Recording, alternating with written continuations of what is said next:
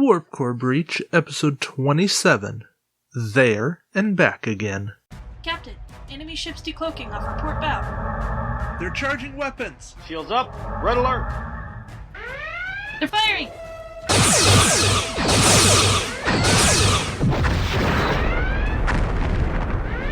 Containment failure detected.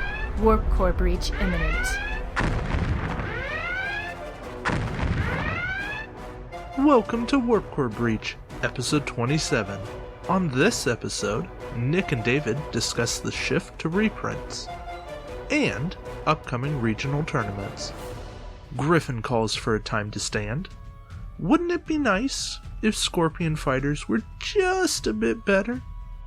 The Academy finishes finding underappreciated captains, and then we all remind ourselves about the reasons why we still play this wonderful game. Warning.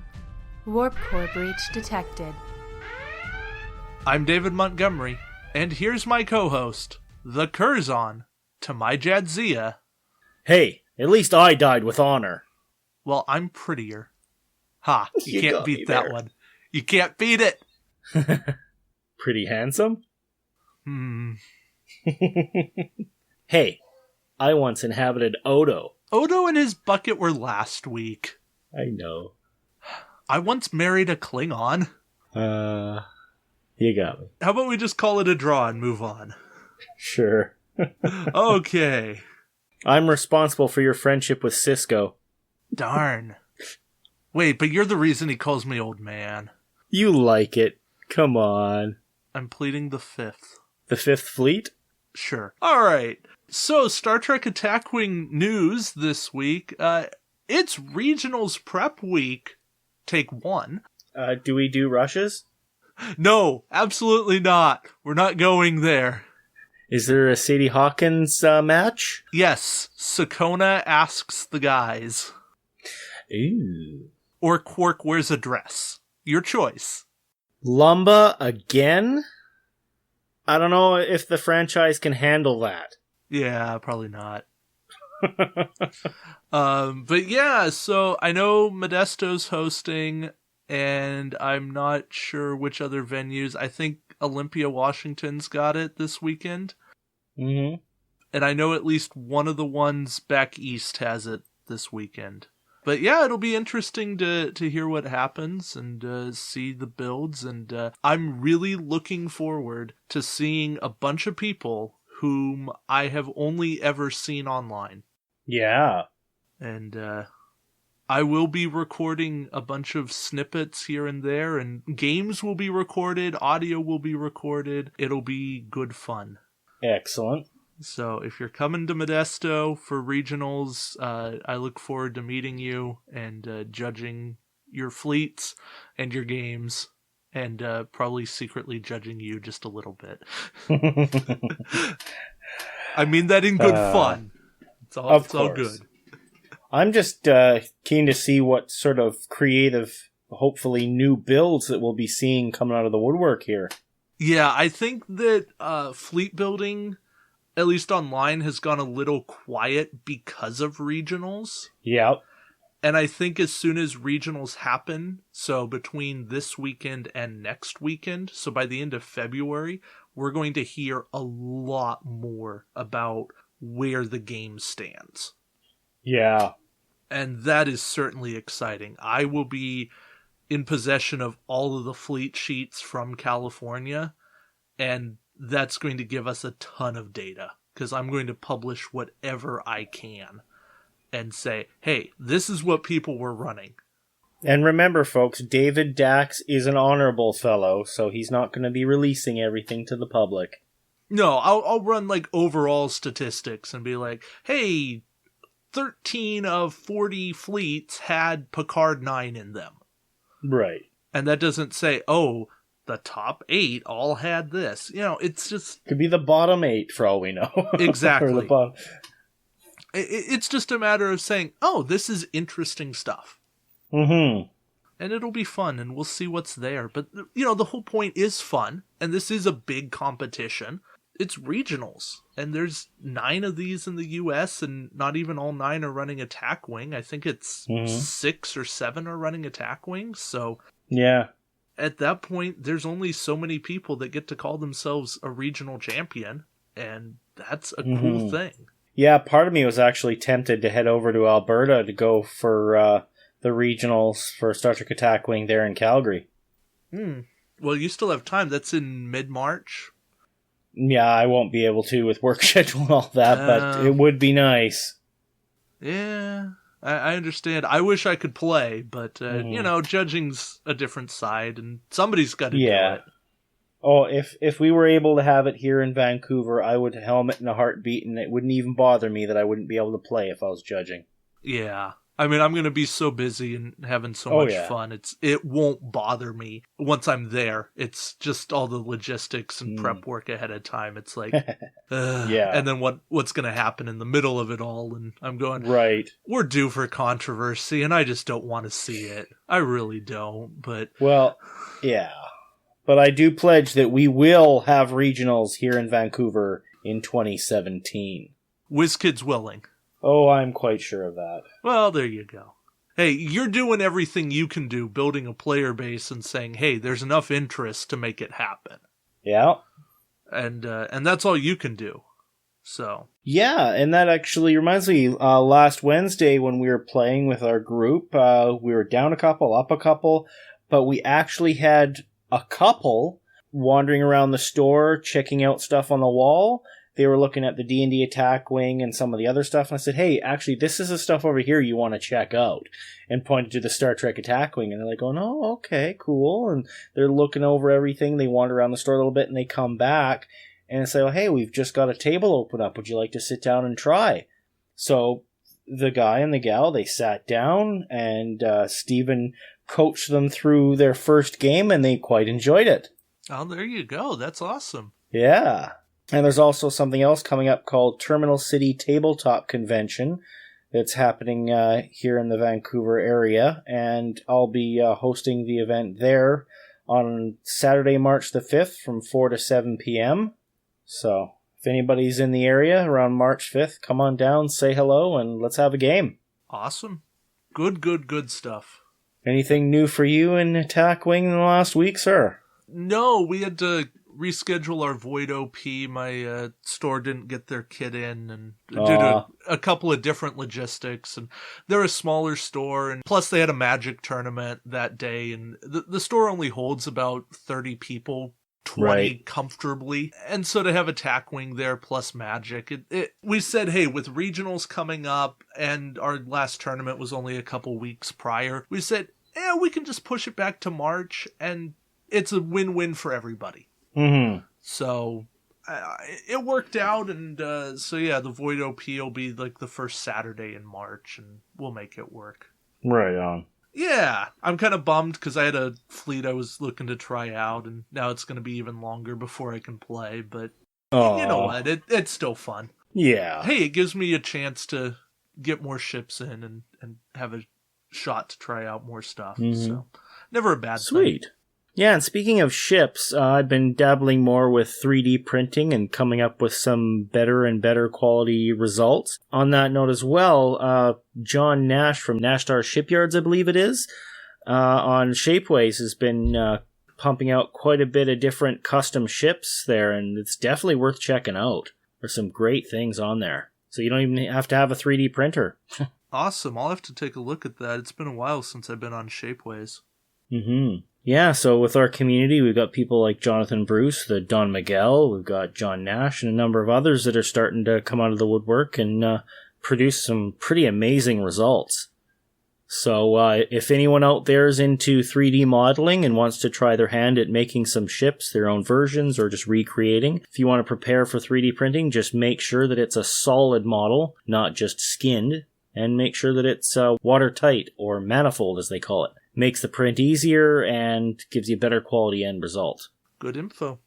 Mm-hmm. Plus, we at Warp Core Breach are always happy to review product. Absolutely. And we'll let people know that it's out there.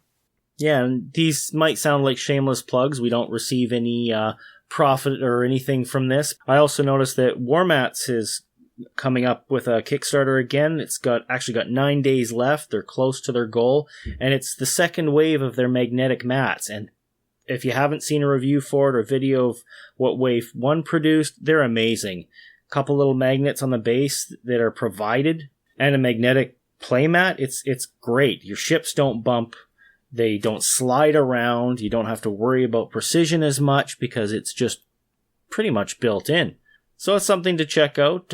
It's got 9 days left from today, the day we're recording. So by the time this launches, it'll be about 4 or 5 days remaining. So give it a look. So that means it will end on February 24th. I believe it's the 25th, but I'm not sure what time frame, so. Okay, so the 24th, 25th.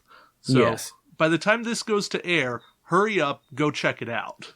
Hey, at least watch the review videos that have been done on it. Yeah. It's killer. I have seen one in person. I do not own one, but that is something very, very special.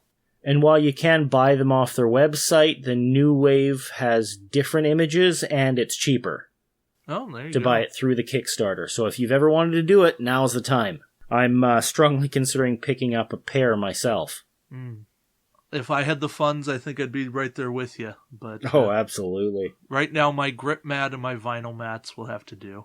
Yeah. While I'm lacking a grip mat, I've got like the fabric and neoprene. I just get that foam with the sticky backing from the craft hobby store, stick it on the bottom of my bases after trimming it to the right size, and it gives me that extra grip on any mat, even felt. Yeah.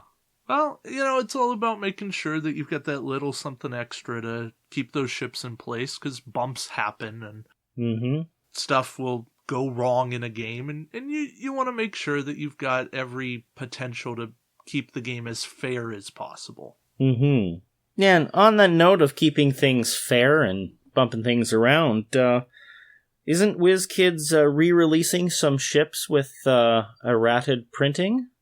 Yeah, that's what we've heard. So the latest that I've read is that we've got 9 ships due for reprinting with new paintwork and updated cards in some way. We don't know if that's going to be changing text or anything. We've heard that it's going to be clarifications, errata changes, stuff like that. So things that have already been incorporated from WRF rulings, FAQ rulings, stuff like that. Probably updated tokens and such. So for like Sulu, you'll get a token for the +2 agility dice and convert to battle stations, which will be great. Yeah. But who knows what they're going to do for the Scimitar, because in my mind, there's nothing there that needs changing or clarifying. I think that's a pack that's still clean. Right. Yeah, just to quote figures.com sort of mini review from the New York convention, New York Toy Fair, they write, 2016 will also see cool stuff happening in Star Trek Attack Wing with great expansions, the Borg Cube with Sphereport, and OP programs. We talked to WizKids about the listings for, quote, 2016 versions, end quote, of USS Enterprise, Scimitar, and Negvar. Those will be reprints of the original ships with updated paint applications and metallic details, along with some updated and reprinted cards. Sounds cool. That's what Figures.com had to say about it.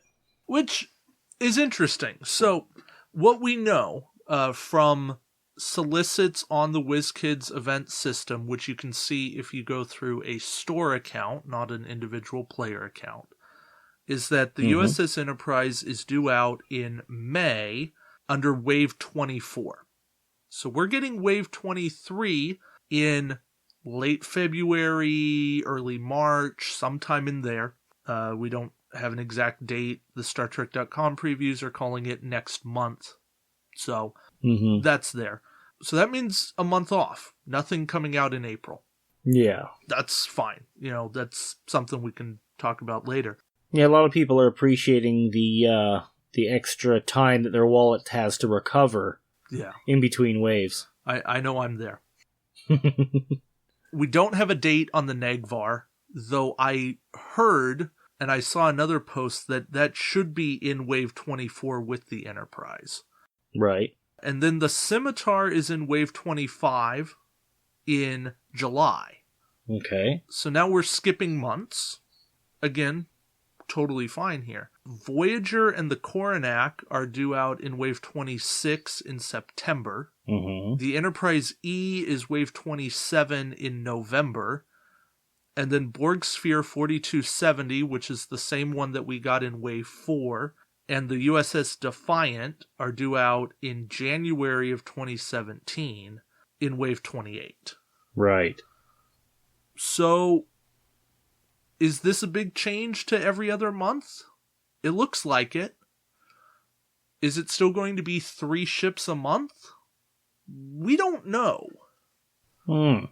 They could change it to 4 ships every other month, which, given the fact that there's reprints, might be a good thing. Indeed. If they stick at 3 ships a wave, I don't think that's going to kill the game. You know, from what I'm reading, they're alternating between 1 reprint and 2 reprints a wave. Mm-hmm. So that means you're getting 1 new ship or 2 new ships a wave. And aside from the completionists, most players are only buying 1 or 2 ships a wave as it is. I would hope, if they're going to every other month, as this looks like, that this is going to give them more time to play test, to design it, to test it, and that will lead to better product.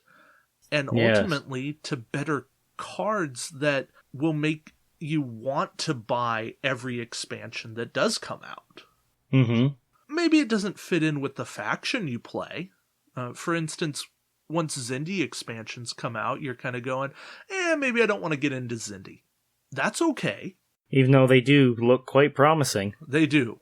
They do very much look promising. We're in this situation where, as long as they don't put new cards into these expansions, and they are reprints with clarifications and such.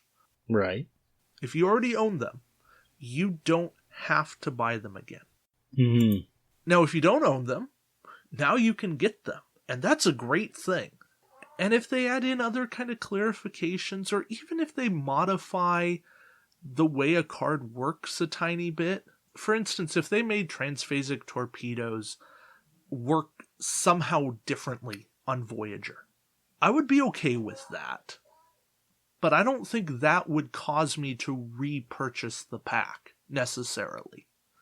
Yeah, unless it changes the functioning. But even then, you'd think it would be errata that would affect the previous versions as well.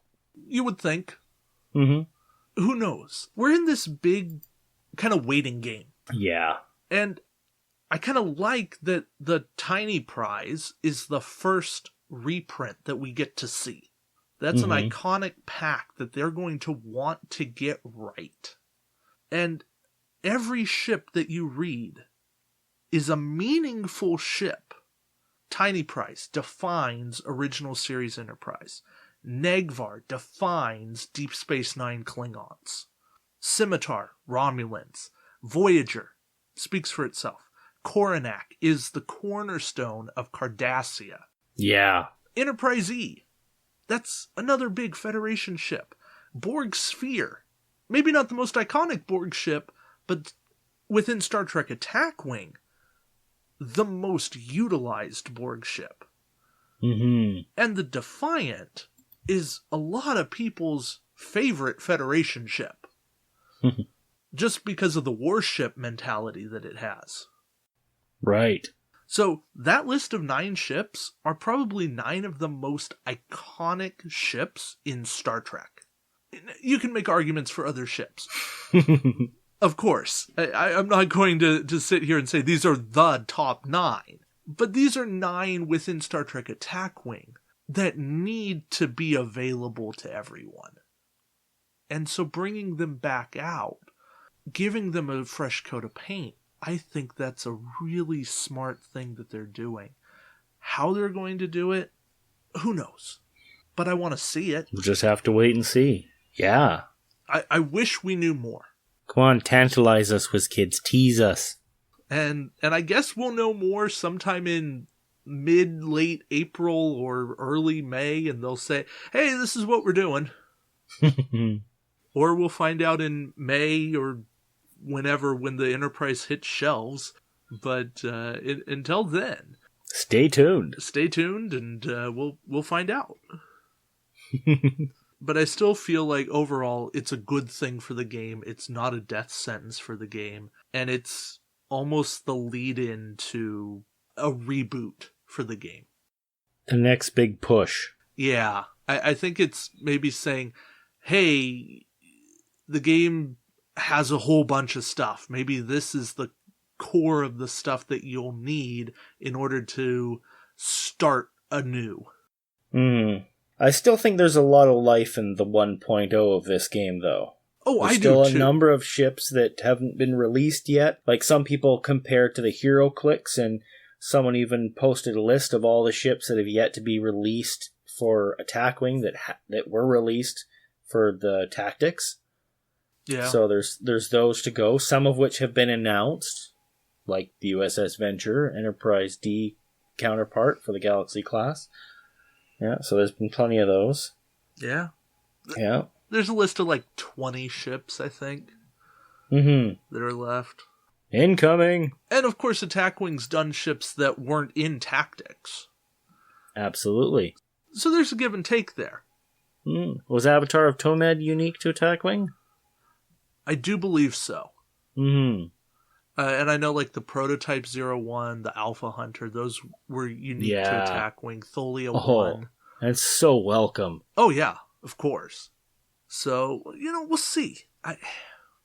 There is a ton that's new and fresh, and so many different avenues that they can go. Possibilities. Infinite diversity in infinite combinations. But I think that's enough of us rambling on. Especially on a topic where we don't have all the answers, even though we wish we did. But we're looking forward to finding out, just like everybody else. And please, WizKids, if you're listening, let us know more about what's going on with these reprints. We just want to know. Just come clean, come straight at us. Let us know what the plan is, and we'll take it. We just don't like being in the dark. Like there's always going to be people that are criticizing and this and that and the thing, but that's the minority. The majority of us love the game, coming from either the Star Trek point of view or the tabletop miniature point of view. Either way, we're a huge community full of people who love it. We just want to see that you love it too. So show us some love, WizKids. Hello again, players. Would Be Nice is here. Today's topic I'm going to consider a must-have because sometimes we get unplayable expansions, and unplayable expansions are unacceptable, especially when it's one that's hotly anticipated. So one of the things we'll occasionally do in this segment is fix what doesn't work. This time, we're going to fix those Romulan fighters. First, a note about how I try and fix things. My philosophy is to make the fewest and smallest changes I can.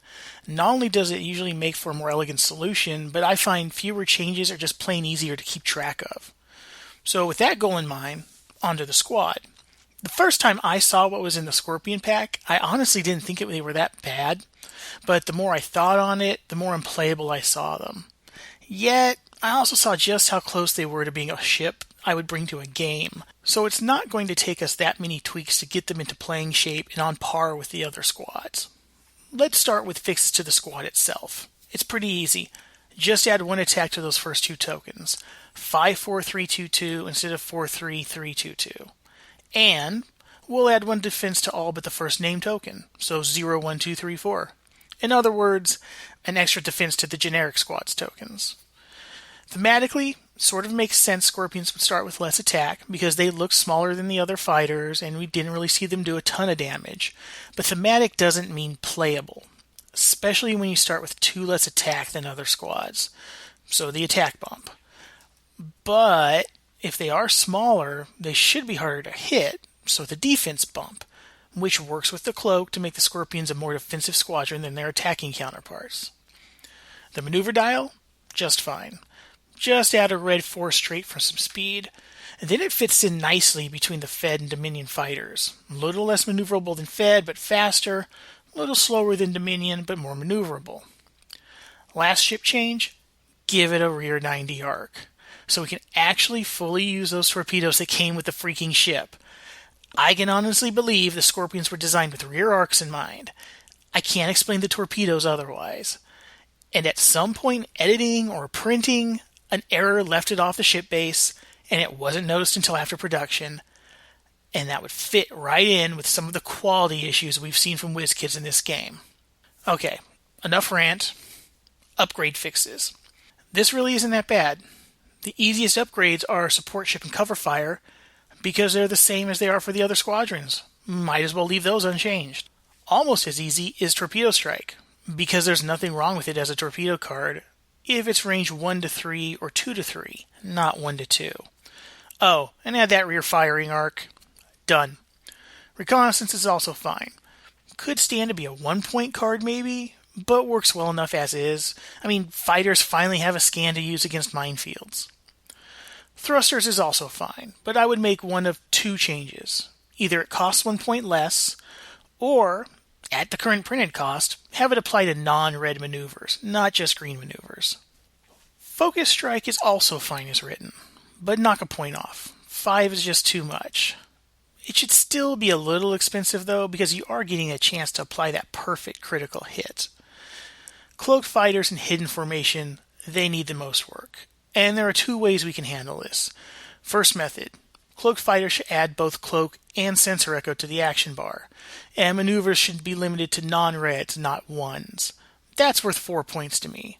Echo is fine limited to the 1 template because of hidden formation. Hidden formation would only cost 2, but require cloaked fighters to be fully effective, hence that steep discount.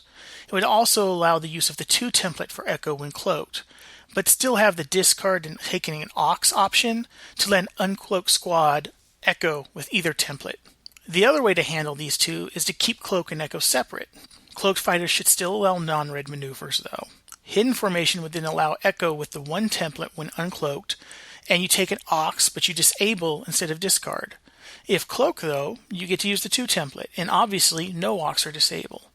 Finally, knock the price of each card down to 3 points for a total of 6 if you take both upgrades. And that's all I think it takes.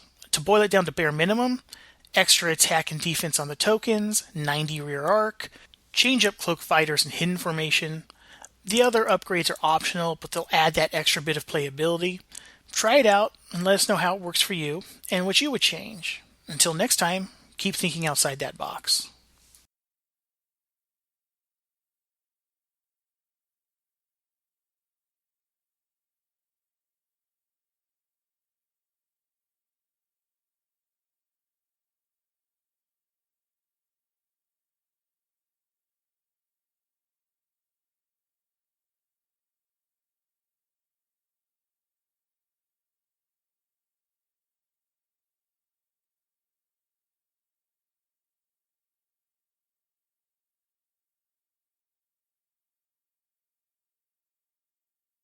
Hi, I'm Dave Griffin. Today we're talking about the mission A Time to Stand that came with the USS Robinson and reenacts the DS9 episode by the same name. As you recall, this is Captain Sisko's behind-the-lines action with the stolen bug to destroy the Ketracel White facility. Now, on the Federation side, we have 50 points, including 1 and only 1 Jemadar attack ship, presumably the Robinson, although you could take a generic, which is actually Dominion, by the way, with Benjamin Sisko as captain, presumably any of the Benjamin Siskos that we currently have, plus 3 mission tokens on the card. On the Dominion side, we have 2 or more Jemadar attack ships, which probably amounts to 2 or 3, depending on how many upgrades you want on each one. The placement, the planet is in the dead center, the Feds start on the south edge, and the Dominions start on the north edge. The Federations gain a new action, including placing a mission token on the planet. And as soon as they do, they roll 1 red die for each token currently on the planet, and any critical hits on any of the die sets off the security system. Now that security system, or the security net, represents a line at range 2 from the planet. If any ship goes across that line while the security net is active, either getting closer or going away, otherwise range 2 to 3 or 3 to 2, you take 6 die unmodified of damage. Now, on the turn that you plant the third token, on the following combat turn after that, the planet explodes for 3 damage. Not 3 dice, but 3 damage. Now, it is not clear whether a ship can use evade die to mitigate that 3 damage or those 6 dice. It makes a big difference to whether the Federation can win, depending on what the answer is. Now, the objective on the Dominion side, if I'm reading the rather foggy victory conditions correctly, is you get a partial victory if you destroy the Robinson after it destroys the Ketracel White facility, and a complete victory if you destroy them before they destroy the Ketracel White facility. On the Federation side, it seems like you win if you destroy the facility and escape off any edge, a partial victory, and a complete victory if you escape off your own starting edge. The tactics for the Federation are somewhat obvious. You really want a highly defensive build. There's a lot of possibilities these days in Federation cards to be able to build up your shields or build up your evade die with quality, and I recommend you use all the ones you can. There's a couple of additional cards you should consider that came with the Robinson's pack. One is Infiltration, which amounts to an attack canceller in this mission, and the other is Julian Bashir, which allows you to re-roll any die. And re-rolling the die that determines whether you set off the security system is going to be key to your survival. On the Dominion side, I would take either 2 or 3 ships. You have no alternative. You've got some pretty good captains on the Dominion side, Gul Dukat and Gul Messet, both of which give you some added abilities. Gul Dukat, of course, gives you an added battle stations. You could take movement modifiers as well, and that would be fine, except this is one of those missions where you spend the first half of the game not being able to actually fire at your opponent. And when you do get to fire at your opponent, it's going to make all the difference. So you're going to be spending the whole first half of the game getting in position to fire on the Robinson as soon as that security system goes off. Now, if the Federation does not set off the security system at all, the Dominion is probably going to lose. It's not clear whether they can even fire at the Robinson if the planet explodes, if it doesn't set off the security system.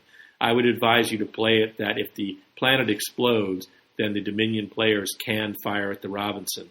Likewise, if the Robinson fires at them before planting the tokens, I would say that loses them the scenario, because the planet is going to be on their guard at that point. They probably wouldn't be able to plant the bomb. So I would call this 3 stars and say that it's worth playing. It really depends on when that security system goes off. If you use Bashir, or if you just get lucky, the Federation's going to win without a fight, which I don't much like in a mission. But with 1 die being rolled the first time you plant a token, 2 the second time, and 3 the third time, it's really pretty likely that the security system is going to go off. And then as the Robinson, it's up to the captain of the Robinson to decide to whether to take that 3 dice when the planet goes off, or to take the 6 dice unmodified. Since we're running a little bit ahead of schedule and we're light on content this week, I thought that I would take a moment, a brief moment, to go on a little bit of a pledge drive moment. And go ahead, you can skip about 2 minutes ahead in the show if you really don't want to listen to this. Just wanted to toss out that Warp Core Breach, along with the Shipyard, have a Patreon going. And if you've never heard of Patreon, no, that's okay. A lot of people haven't. It is essentially a site where you go and you say, hey, I'm going to give people money every month for the content that they create. So it's typically associated with YouTube channels or artists or musicians, stuff like that. The reason I'm doing this is because we put out a lot of content. Warp Core Breach has 3 or 4 episodes a month, sometimes more if we do wave reviews. The Shipyard puts out ship reviews, puts out tournament videos, puts out the campaign videos that we're starting up, and all of it is time and effort and buying the ships and podcast hosting fees, and it's all great, and I love doing it. It's something that I will continue to do, and something that I'm not here saying, hey, give us money or we're going to stop doing it. Because I'm not going to do that.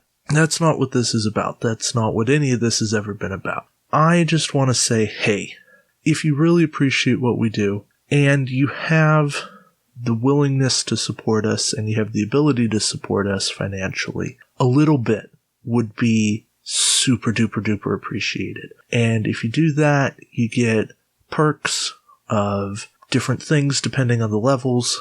You get noted in our videos as a special contributor, and that's just an amazing thing.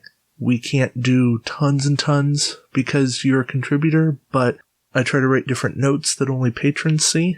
I'm going to work to make it something special for the people who say, hey, what you do is worth a little bit of my money. So, am I really looking for anybody to break the bank? No, not at all. I mean, if people gave $0.25 a month, 50 cents a month, $1 a month, that would be amazing. Like, when I got the first person, it made me super excited. And I was like, wow, this is outstanding. And then somebody else came along and gave me a little bit. And I'm like, wow. It says, hey, what you do matters. And that's such a cool thing for me to have. To say the work that I do is meaningful. And that's all I want. That's what I want to do. So it's always awkward for me to say, hey, there's this thing where you can give me money if you want. But hey, there's this thing you can give me money if you want. And if you do, that's awesome. And if you don't, you're still awesome. We're still going to keep doing what we do.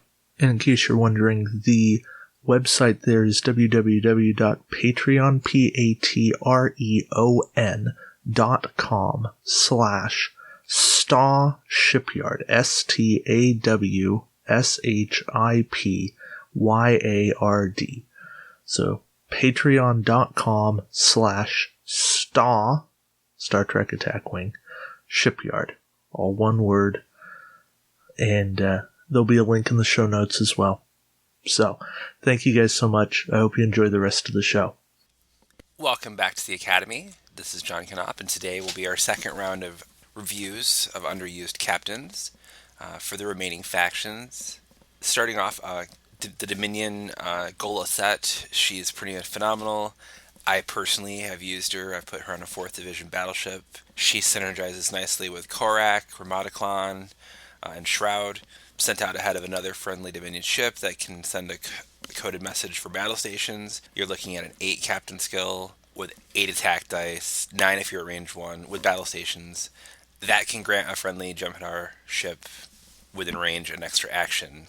And with the extra bonus of, because it's Gola Set, your crits have a chance to do an extra damage or give an Aux token.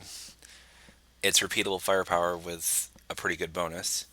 The Borg, not many options. Cubes and queens are pretty much the norm, but I found that I enjoy Korak, Borgified version of Korak, immensely.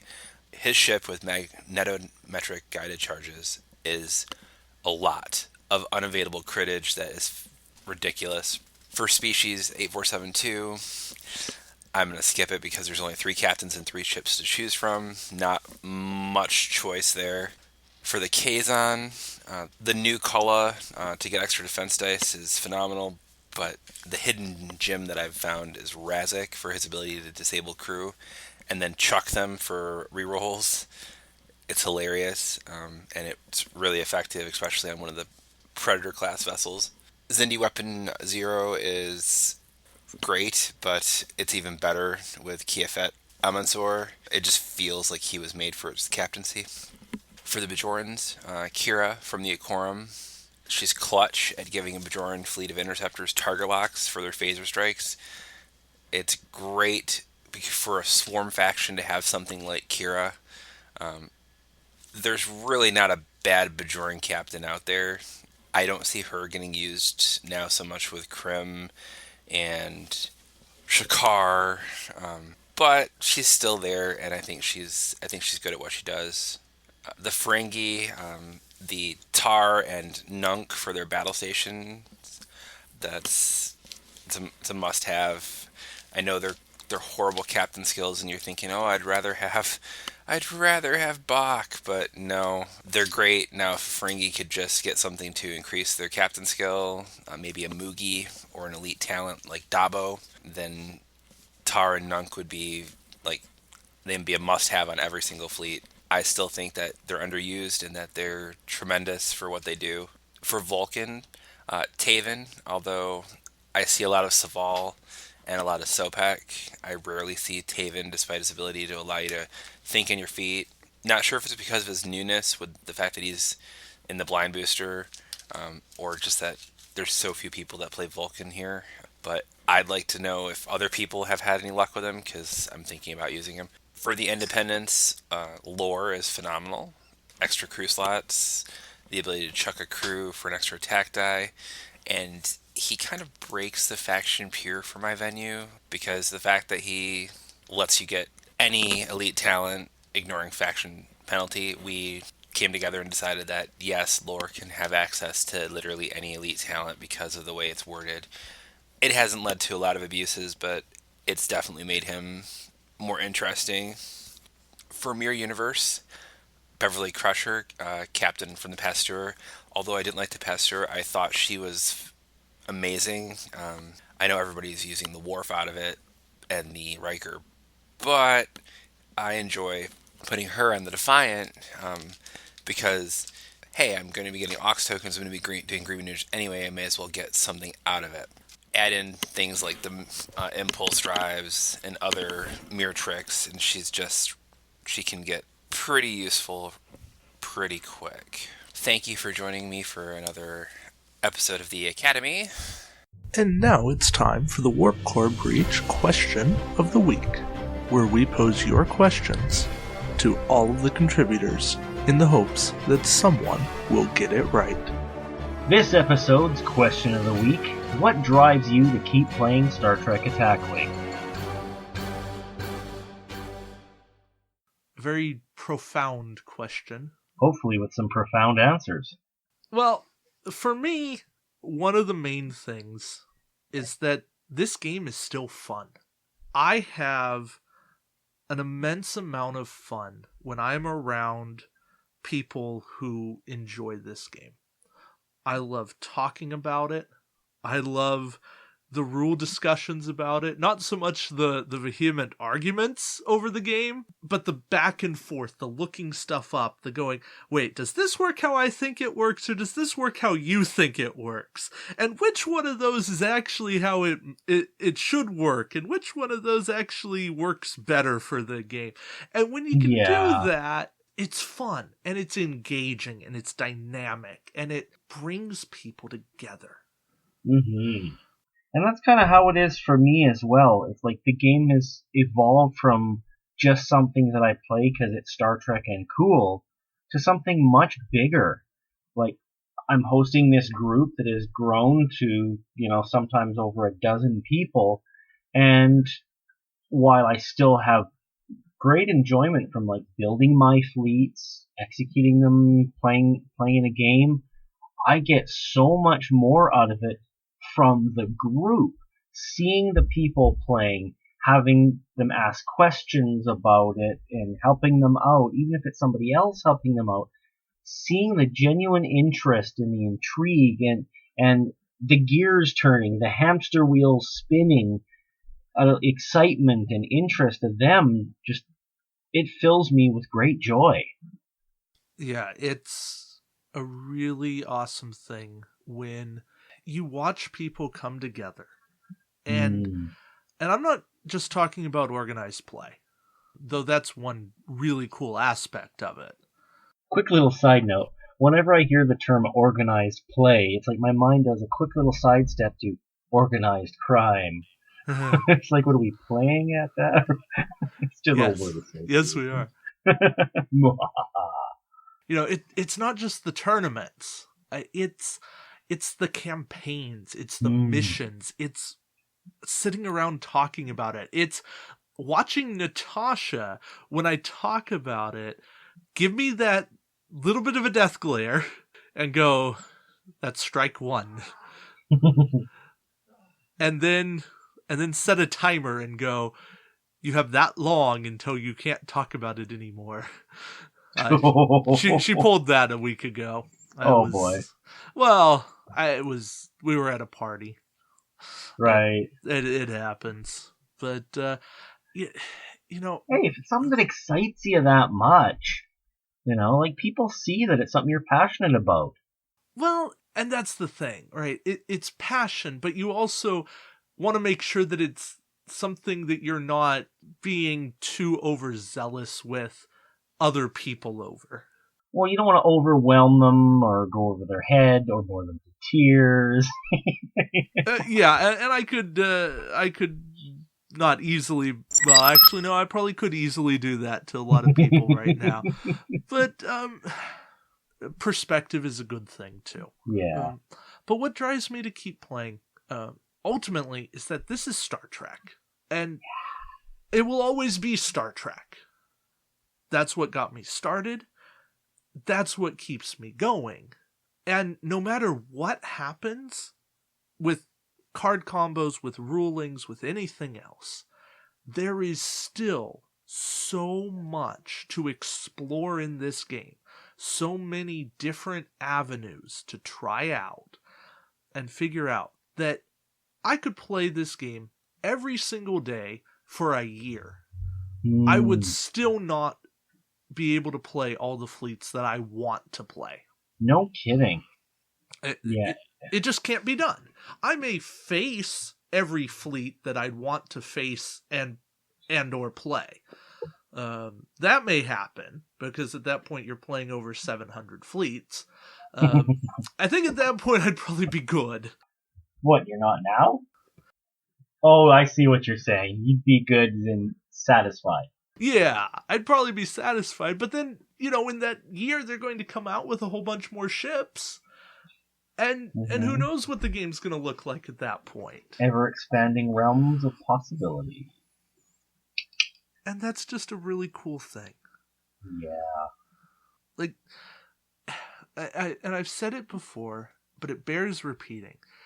They could stop making ships, and I would still play this game. Mm-hmm. Maybe not to the same degree that I play it now, but I would still play it. Honestly, I bet I'd probably end up playing it more just out of drive to keep it alive. That may happen for a while. I think long term, though, I'd still play it. Because you'd want to keep things going. The campaign, the different things that you do. You'd just say, hey, let's get together and play, because it's fun.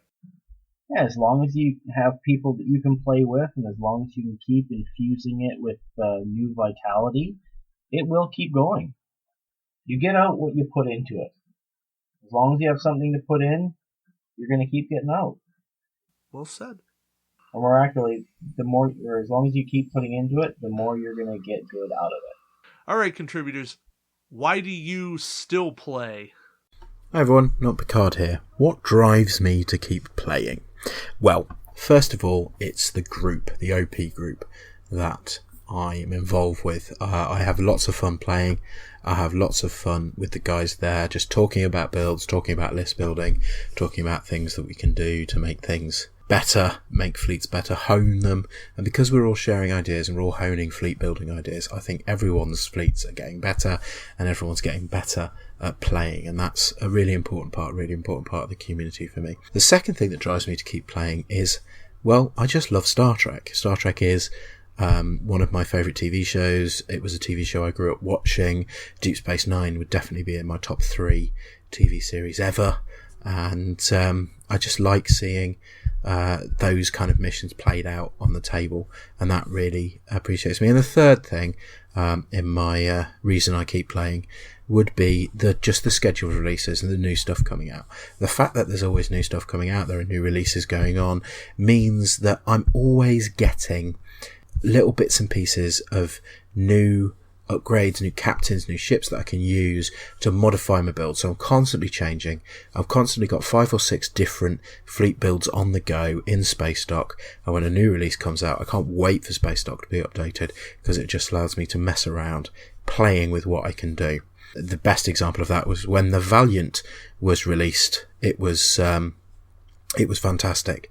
The Valiant was a brilliant ship in terms of crew slots, and Tim Waters I thought was a really good card that I could make use of, and it got me thinking about new combos, and it got me thinking about new ways of doing things. So from that point of view, that's the reason I keep playing. New combos, new things to discuss, a play group that really appreciates playing, and it's Star Trek, man. And I'm not Picard.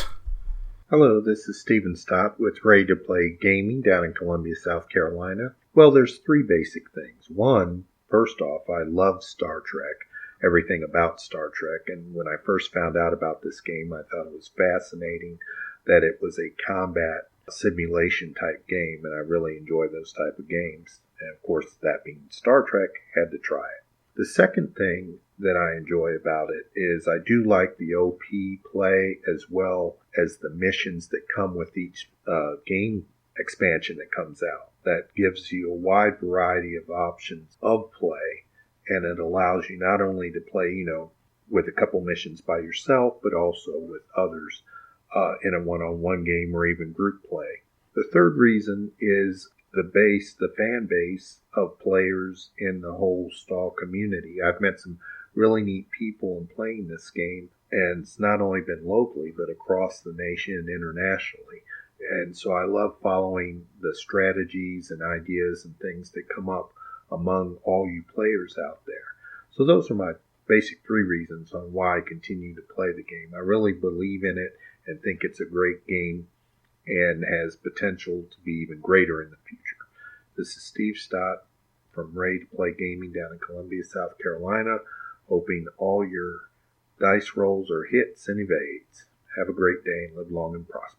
Hi, this is Dave Griffin. There's no doubt at this point in the game there are a few downsides. WizKid's lack of support, which is pretty much causing OPs to be gone in the area where I live. Imbalances in the system that are not explicit in the number of points. The expense of buying all the ships as I do, and sometimes some disappointing miniatures. Some of them are very good and some of them aren't quite so good, but even so, there are a lot that's right with this game. The first is I love Star Trek.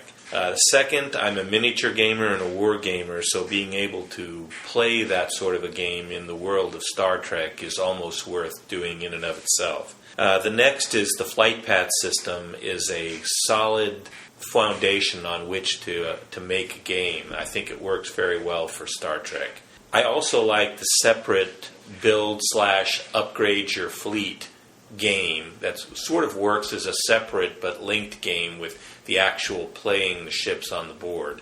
And I also like the fact that it's a fast-moving game with ships moving unpredictably and it's at long distances from each other. It makes the game feel less static in a way which some older games do. In Starfleet Battles and FASA, the ships move relatively short distances every time you move them, and it feels like the ships are kind of embedded in concrete sometimes. Whereas in Attack Wing, the ships move quickly and unpredictably, and I like that fast-moving pace. So it's a lot about this game that I really like and that keeps me playing it. Sure, there are downsides, but I think the upsides are more than compensating for that. So I'll see you guys next week. Hey everybody, Innkeeper here from the Wandering Inn Studios. Why am I still playing Star Trek Attack Wing? I can see the validity of this question, because not many stores in this region, where I'm in at least, play this game all too much. I can only know one place that plays it consistently, which is not huge. Everywhere I see sells the stuff has shelves of it, and it's not moving. But what inspires me to play? Well, considering that there's very few stores that play, there is not a tournament scene here. So it's obviously not for the kill 'em, shoot 'em up tournament play styles that a lot of people are familiar with. So what I have done, if you're familiar with the YouTube channel, I've turned it into a narrative campaign mode where each game flows into the next based off what's happened in the mission and the ship, the damage you've accumulated, the crew members disabled or removed or whatever. it all flows as one long narrative, making it feel more of an effective mission and more time well spent in a way than just two random armies just jousting out consistently with random ragtag builds because numbers. So that's what inspires me to keep playing, is just keep the fun on the tabletop, have your buddies come out for an afternoon, have a nice storyline, have a nice dice rolling game. It just increases the amount of fun rather than just trying to obliterate the snot out of one another every round. Like, yeah, there are some pretty crazy builds out there that would be pretty scary to get into, but I do find it fun, but not as fun as just kind of running a narrative arc. So that's what keeps me playing. Well, wasn't that awesome? Thanks, contributors. Another great show. It's just a shame it's coming to an end again. But once this one ends, we can get to work on the next one. Can we? Can we really? Well, the next one's going to be slightly delayed because of all the work with regionals and stuff, but... That's true. It'll be out when it's out. I'm not even making promises as to when that'll be, but we'll get It's a there. worthy cause. It is a worthy cause. But I think the best cheesy line that comes to mind right now is the life form song. I just love scanning for life forms. Do-do-do-do-do-do-do. And that's as much as we can do without being sued for copyright infringement. Well, it's more just a tease to make you want to hit up YouTube so you can hear the whole thing. Or watch your DVD, Blu-ray, or whatever you've got. You mean you don't have the movie embedded in your brain to be able to watch whenever you want? Of course I do, but what about our listeners?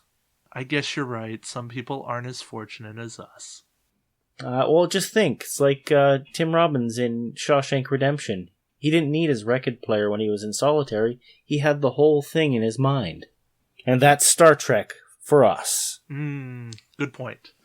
Hey, speaking of being able to recall things at a moment's notice, we do have a database of Star Trek Attack Wing cards now. Ooh. So for those times when you don't have Space Dock available to you, or Utopia, or Dracos, something else, we have a Google spreadsheet with just about every card and rulings. Wharf rulings, Fellowship of the Rule rulings. That's our big perk right now. Huzzah. So, say you're a TO, and you're like, I know this card, I need to look up and see if there's a ruling about this card. Mm-hmm. You can go to the spreadsheet, look it up, see what's there. There's a link to that in our show notes. There's also a link in the main community and the rules page, and like 5 other places. But our show notes, that's the most important place for it. Yeah, and can just anybody contribute to this, or is it a locked document? It is a locked document, but if you would like to contribute to it, if you would like to be a part of that, message me on Facebook, message Nick on Facebook, he'll pass it along, or send an email to Warpcore Breach, and we'll get you invested in that. And we'd love to have a couple of people contributing to that, because then it makes the work for everybody else easier. Oh, exactly. And a while ago, I started a project that kind of got put on the back burner, and that's to document all the content on the missions, the scenarios that come with the expansion packs. Yeah. So what I think I will do is I'll put that up as a Google Doc available for everyone to see, and if anyone would like to help flesh that out, that would be greatly appreciated. That's another good document that people should have. Absolutely, because wouldn't it be great if you just searched up, say, okay, I want to know all the scenario missions that are compatible with 1 player, with 3 players, or with Federation ships, or that would meet the criteria of a USS Defiant with this many points, or whatever. Yeah. That might be a little lofty for that last one, but anything's possible. Something to be able to search through the missions would be greatly appreciated by the community at large, and I think it might actually get people playing them more as well. Yeah, well, especially if you had a listing of required point cost, then you could search by that. I think that would be a good aspect to have. Yeah. Number of players, applicable factions, point costs. Yeah. I like it. Oh, and table sizes, because they do vary. Map size, that's a big thing, because some work on like 24 by 36, some are 36 by 36, some are 30 by 36, some are insane. Yeah, 36 by 72. Yeah, nobody wants that. The Armada players like it. And if you've got the space for it, Attack Wing can love it too. 9. Well, sure. 8. 7. Sure. 6, Alrighty. That's enough 5, for us. So until 4, next time. This is Nick. 3. And this is David. 2. Ejecting the 1. core. Warp core ejected. Warp Core Breach is produced by Nick Norris and David Montgomery, with additional content from our contributors. Our computer is voiced by Corinne Donnelly. Warp Core Breach is not endorsed, sponsored, or affiliated with CBS Studios Incorporated or the Star Trek franchise. All Star Trek trademarks and logos are owned by CBS Studios Incorporated. All sound files are used under Creative Commons 3.0 by attribution. For specifics, please visit our Facebook page by searching Warp Core Breach Podcast. If you want to contribute to the show, let us know on the Facebook page, or you can email us at warpcorebreachpodcast@gmail.com.